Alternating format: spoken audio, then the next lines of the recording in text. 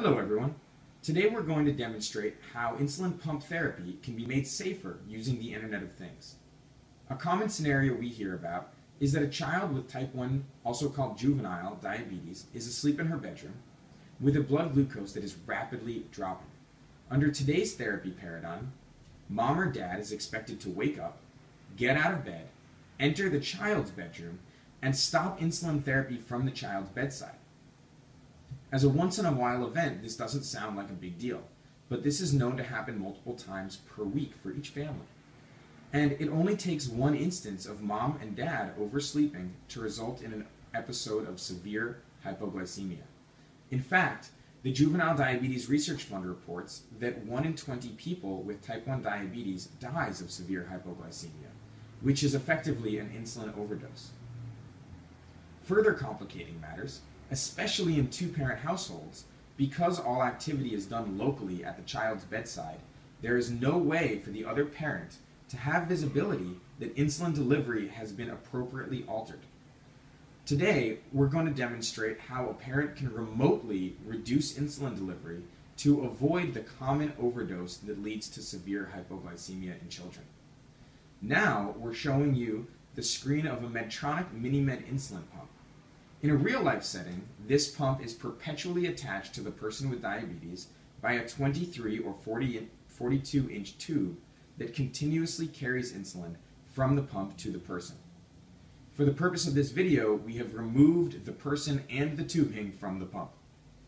Draw your attention to the top of the insulin pump screen. We've color-coded the relevant screen space. Orange is the insulin reservoir level. Blue we'll come back to in a moment. Green is the time of day, and brown is the battery level. Now that blue space between the reservoir and the time of day is used to indicate the status of the insulin pump, specifically whether there's an active modification to the scheduled insulin therapy. Currently, as we see on the pump screen, there is no modification active to scheduled therapy. But given our scenario that a child is experiencing a rapid decline in blood glucose levels, we're about to demonstrate how a parent can remotely intervene to protect the child without touching the insulin pump. On your monitor, you're seeing both the insulin pump at the bottom as well as the script we're about to run on the top. We're going to hit enter, which will activate a program that sets a temporary basal rate of 0% for 90 minutes. We just hit enter. Now the program is beginning to talk with the pump. Next, it's going to replace the old scheduled rate with a new temporary rate that will not overdose the patient. Now we'll notice the pump will show a circle under the blue area indicating a modification to the normal scheduled insulin therapy and that modification is active.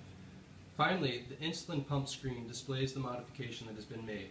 In this case, a temporary basal rate has been set for 90 minutes. Over that time, no more insulin will be delivered. Now that this therapy intervention can happen remotely, rather than locally from the pump, it would also be easy to display the modified therapy on a bedside monitor for each parent, letting them know the latest status. That's about it for this demonstration. You can find the code for this and more by searching Google for decoding CareLink. Goodbye for now.